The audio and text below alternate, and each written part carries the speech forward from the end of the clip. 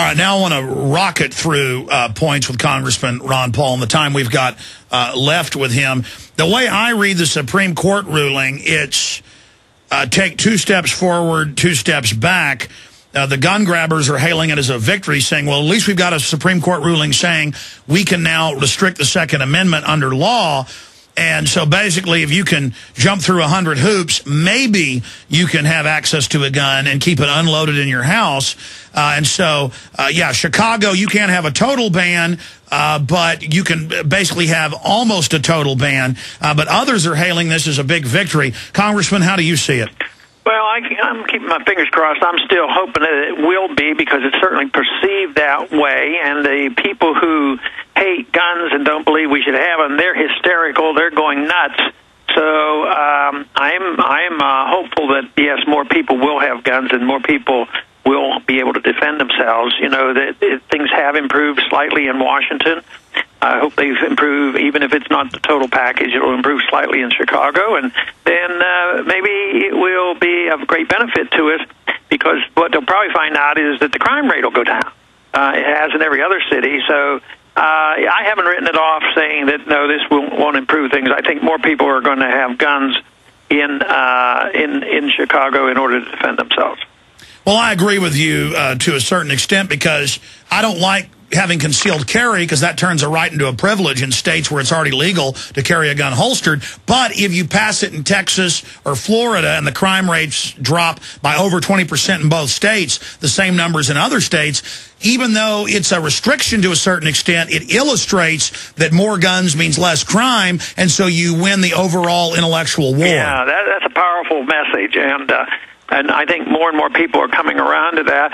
And I think politically we generally have won this. They sort of come into some of these regulations through the back door. You know, that in the last several elections, the Democratic candidate usually doesn't go out preaching about how he's going to round up the guns and register guns. They stay away from that. They pretend that, oh, we're not going to do that, we're not going to do that. But backdoor legislation, they generally are always trying to do that.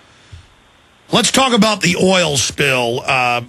And again, just to preface this, BP gave orders that they knew would cause a problem. It turns out 2 months before it was leaking. BP is one of the biggest contributors to Obama. They funded the carbon tax. They've got a global governance office with a vice president over it.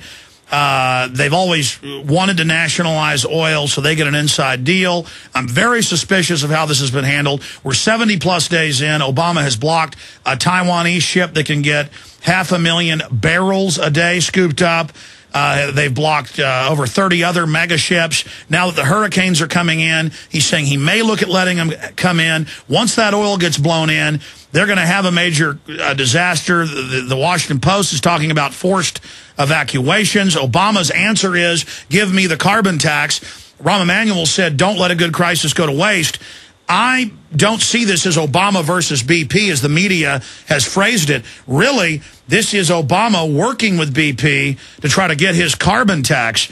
Congressman, this is out in international water. Why don't we just have the salvagers in there to begin with? How can Obama tell people 50 miles out in the Gulf what to do? Well, you forgot. He can write executive orders. He can write executive orders and do anything they want.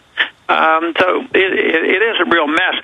You know, if a state needs some manpower, generally they don't have manpower that might be able to help out. That would be maybe their National Guard units. They're all over in Afghanistan and Iraq. I would say that, you know, if an emergency like this might be an incentive to say, hey, why don't you bring these troops home, and maybe even some different states would share some of their people to help. I mean, it's practically like an invasion the way this oil is coming in.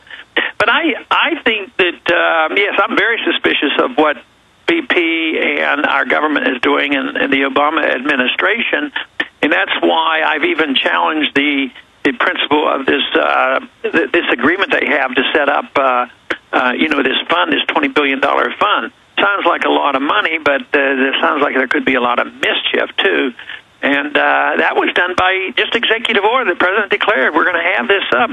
And then he came to the Congress and asked even for more authority to go any place asking questions and trying to figure out what to do.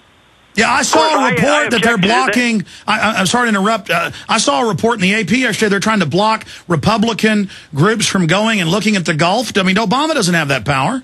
Yeah, well, he might take it. He doesn't deserve that power, but sometimes they assume power that they have, but just, no, he doesn't. That's not a proper power that he has. So I'm not too pleased either, and I think, a BP corporation is in bed with government, so you have to be suspect. Just think of how much we spend protecting their oil well and their oil drilling. What do you think we're over in the Middle East for? We're not over there to spread democracy. We're over there to protect oil companies, and BP just happens to be over there as well. Did you see the video? You probably didn't 2 weeks ago, but it was on Drudge and Infowars.com and everywhere else. Senator Kyle said he was in a closed-door meeting with Obama and said, look, tens of thousands dead, 80 miles to 100 miles, illegal aliens, they're shutting down national parks, the border's collapsing, Mexico's collapsed. And Obama said, I'm not going to fix the border till you pass amnesty. I need to use that crisis. This is a quote. And Senator Kyle said that this is basically holding us hostage in a form of terrorism. I mean, that sounds like an impeachable offense, Congressman. And to have a senator say he was in a meeting with Obama, A, what's your take on that? And B, that is a false flag to let the crime continue and not protect our border when that's in the Constitution, one of the few duties of the feds. What would you say to that? Well, since I wasn't at that meeting and exactly what it said, I don't know, so it would have to be up to the senator to decide what to do with it. But they certainly don't act like they have an incentive to do much with the borders, and that, of course, could eventually lead to a national security problem as well. Well, okay, Congressman Ron Paul, what about his executive order? And now they say they're going to sue Arizona, and they're saying Arizona isn't allowed to protect itself when a third of the state is now being denied to the citizens. This is confirmed. What's your view on the constitutionality of an executive order by the president to legalize the illegals? Well, he can't do it unilaterally like that. No, Congress would have to act and take a policy on that and write the rules. Our federal government has authority over our borders, but, it should be that the private landowners should have a lot of authority, along with the states themselves with jurisdiction.